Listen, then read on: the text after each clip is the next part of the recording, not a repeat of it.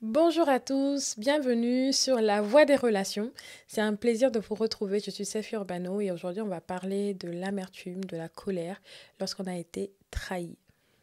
On en parle tout de suite.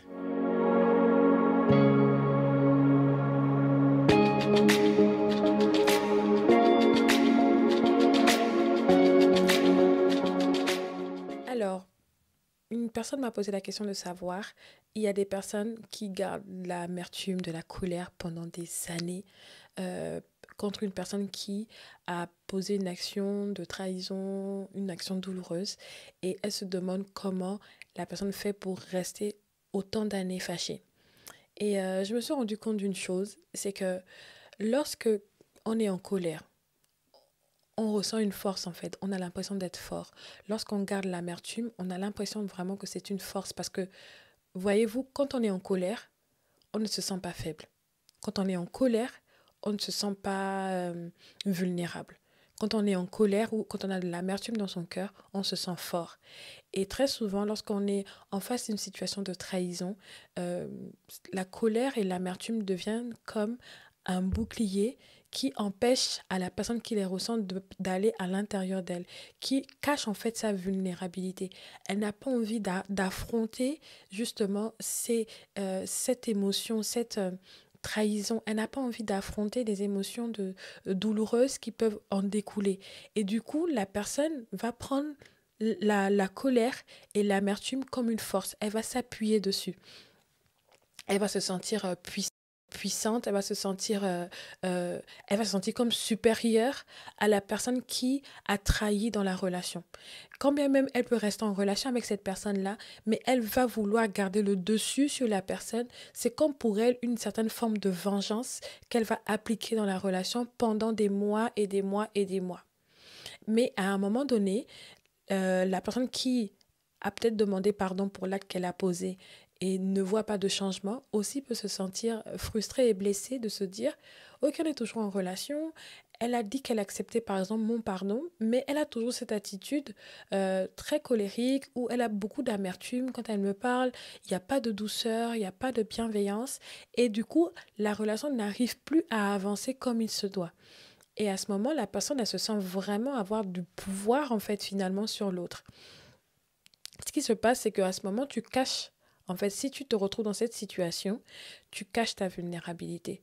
Et il va arriver à un moment où il va falloir réaliser vraiment que l'amour est plus puissant que la colère.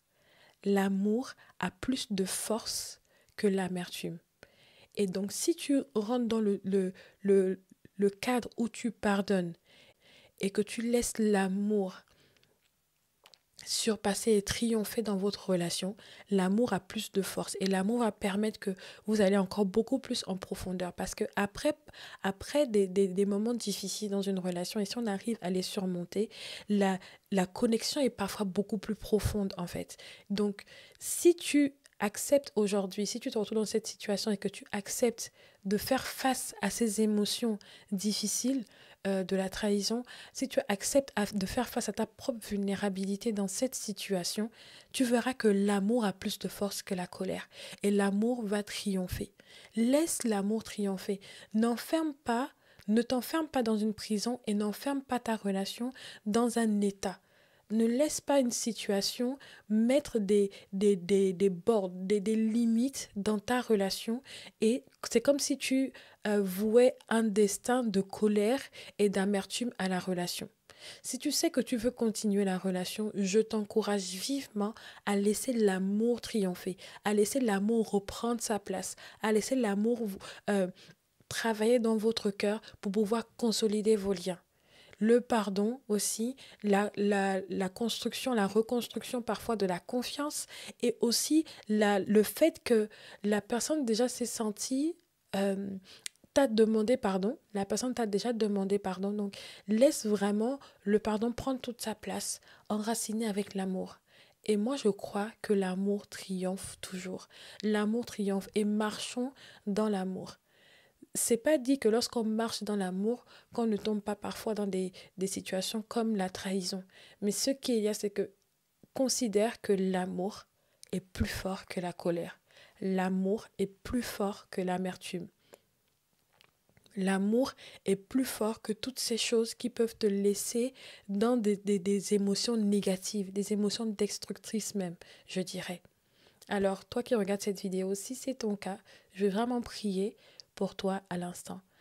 Père, je te remercie pour les personnes qui regardent cette vidéo. Maintenant, je prie afin que si toutes ces personnes qui se retrouvent dans la colère, dans l'amertume, qui n'arrivent pas à pardonner ou qui n'arrivent pas à faire face aux émotions douloureuses à l'intérieur d'elles, je te prie, Saint-Esprit, de donner le courage à ces personnes de vraiment ouvrir leur cœur, d'enlever la cuirasse de la colère, la cuirasse de l'amertume et de laisser l'amour jaillir, de laisser la guérison jaillir, de laisser la vulnérabilité jaillir afin que l'amour triomphe dans leur relation. Je prie, mon Dieu, que tu puisses donner à ces personnes de réaliser que l'amour est plus fort que la haine. L'amour a plus de force que la colère et l'amour est plus grand que l'amertume. Dans le nom de Jésus, j'ai prié. Amen. Soyez bénis.